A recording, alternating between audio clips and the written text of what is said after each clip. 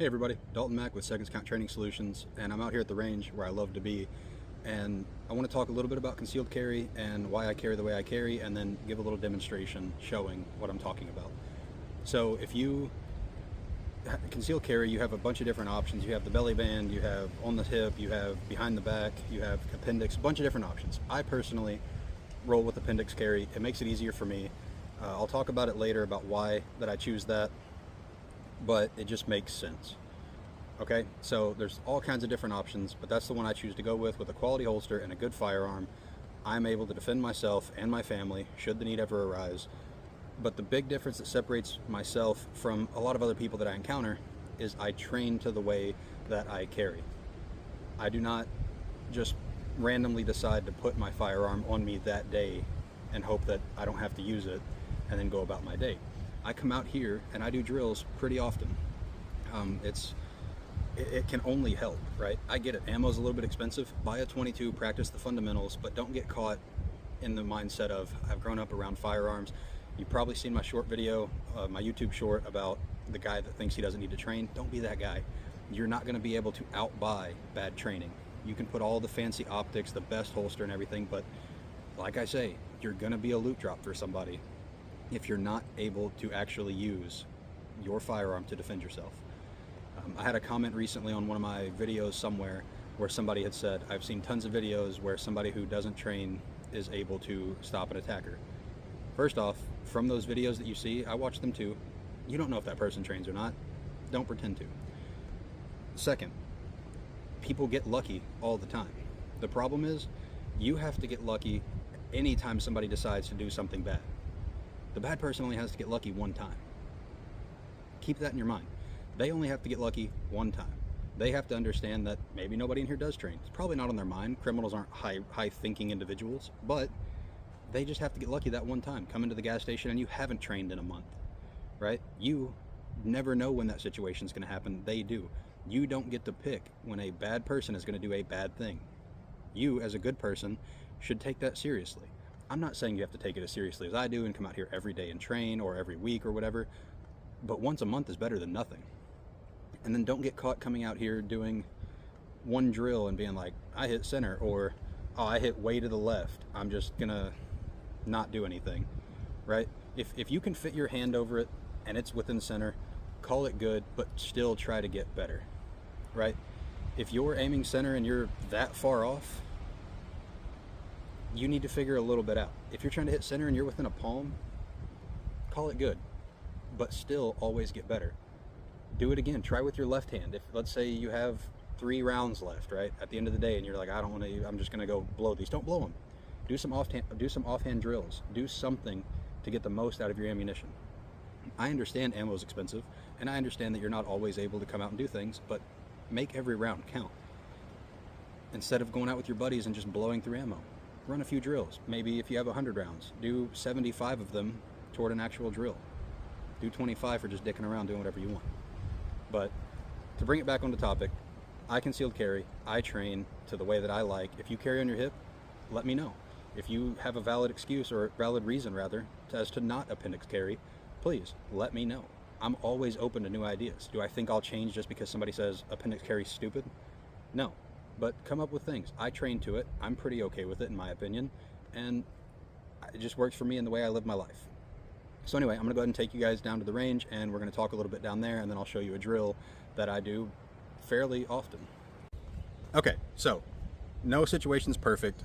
You can what if all day. That leads to a lot of problems within our industry because you what if every scenario with everything that comes out. Do what works for you, apply it, test it, and make sure it works for you. In this industry, you can what if everything to death. Well, what if I've got people on my sides, so I don't carry here? Okay, that's why I don't. I carry to the front. This keeps my workspace clear 99% of the time at a restaurant. I don't have people in front of me or sitting on my lap rather, right? So that's just how it works. But you can what if everything. Well, what if your kid's in your lap? What if the person comes to the left and there's a table? You can what if everything. Just train, right? Don't excuse yourself into not training. Well, I won't need this because of this. Well, if you're carrying appendix, what if the gun goes off and it hits you in your, your bits or your femoral artery or whatever? Don't worry about what goes on inside my pants, okay? I'm not concerned about it. I've got more to lose than you do, and I'm not worried about it. So we'll keep it at that. And I'm going to do this drill.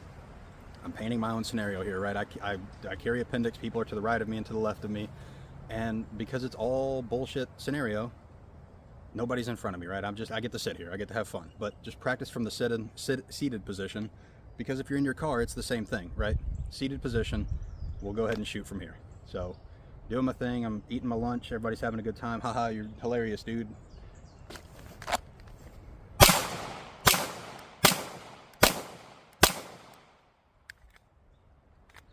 Okay, so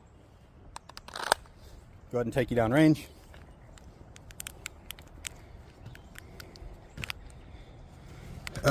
Not bad. A little to the left, more of where I wouldn't want it to be, but we're over here to the left from, I don't know, 15 feet away, 20 feet or something. But anyway, there's my shots. I thought I pulled one, so I'm willing to concede that maybe one went over here. It felt like one pulled, but overall, I'll take that group, right? Now again, that is a perfect scenario. Everything went great for me. So I'll go ahead and set this back up, and we'll go ahead and move forward from there and continue the video. All right, so went over how I carry, took you down range, went over why I do it that way, showed you a drill that I do relatively frequently, and some closing points that I have. I say it every time I make a video about concealed carry. Carry how you want. Carry what best fits your lifestyle. You're going to find all kinds of information. There's a million ways to skin a cat, but you've got to find what works for you. Do what you think is best for the way you live your life. If that's on the side, do it. If that's open carry, do it. If that's concealed carry, appendix, back, bra holster, whatever works for you. The only thing that I would say is universally a bad idea is storage off of your body like a purse. I'll give fanny packs their credit. It's easy if you're wearing gym clothes or whatever, have a little concealed carry fanny pack. People went to that. Don't think that's a bad idea. However, your purse, to me, is a terrible idea. That's really the only one, other than that's the only one I won't give people. You've got so much shit in your purse. That compartment will probably be used to store random stuff, and your purse is probably the object that people are going to be trying to take off of you if you're a person who has a purse. So that's immediately the target. If they're fighting you for your purse, but your firearm's on your body, and you believe that you have the need to defend yourself, life, or somebody else's life, if it's on your body, you have a good chance. If it's in your purse and they get that purse away from you, or they're beating you while they have the purse in the hand just to make sure they get away, then it doesn't do you any good. So that's really the one that I would say stay away from with any other option. Stay away from the purse carry. It just doesn't make sense to me. I think it's kind of gimmicky. I'm sure you can find a million reasons why it's a great idea. I just don't think it's a good idea in principle. So with that being said, I'm going to move on a little bit more to some personal opinions on other styles of carry. And again, I appendix carry. I make no qualms about that. I appendix carry, but to me it just makes the most sense. My workspace is here. I think right behind having it in your purse is the smaller back carry. I just think that one's silly. You can't see it. If it does shift a little bit, you really can't look back there. You really got to feel, and the entire time your eyes aren't on the firearm. I just can't get behind that idea either, but if it works for you, do it. It is virtually useless from a seated position. I have tested it. I just don't think it works. You're going to have to stand up. If you're in your vehicle, you really can't stand up. Now you got to reach between yourself, get behind the seat belt and grab it. I just don't think it's a good idea. So I appendix carry, it works for me. But regardless, whatever you decide to do it the best you can. I'll leave you with a little snippet that's going to get put on a YouTube short later, but if you have a vehicle, we'll just say you went out in the 1900s and bought a Model T Ford, and you're very proud of that vehicle, and you should be. A beautiful car, and for the time, the best it could be, right? Model T Fords, best it's going to be, top of the line, everything, all the bells and whistles of the time. Can it still drive? Yes. Is it outdated? Yes. Have the laws, the driving tactics, has the roads themselves changed? Have the people changed since you bought that Model T Ford and left it in your garage? Yes. So while it's still a beautiful, practical vehicle, it is no longer going to meet the standards of today's world when somebody can go grab a, let's say, Ford Taurus for $200 from a pawn shop And now you're stuck having to rely on that Model T Ford while the other person that you're racing or competing against is driving a Ford Taurus. It doesn't have to be top of the line. It's leagues better than the Model T Ford. What I'm getting at with that, apply all of that to your firearm and the tactics you used. If the last time that you trained was in the 60s, 70s, 80s, 90s, or early 2000s, a lot has changed since then. A lot. So much is going to continue to change, and things are only going to get better. Every couple years, some people put out some new stuff, and it catches hype, and either it sticks or it doesn't.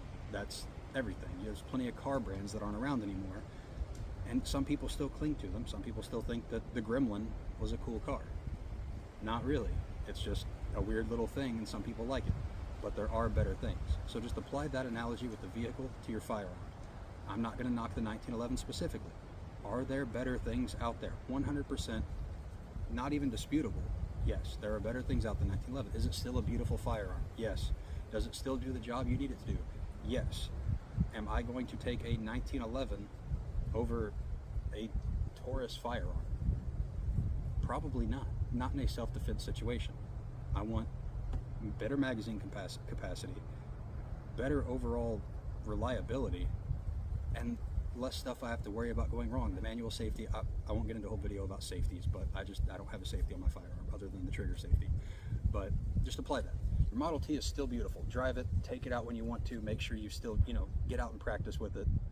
But don't cling to that and say it'll never get better than this, because it will always get better than this. The gun I currently carry, the IWI Masada, right now, I love it. If something better comes along that I can grab, bet your ass I'm gonna get it. But right now, I'm comfortable with it. I train with it. It has 17 and 1, and it's a good thing to ball around out here at the range with. And I carry it every day for self-defense. Just remember that. I'll cut it there. Be safe. Stay up to date on laws, regulations, and standards. Don't get stuck in the past. And remember, seconds count.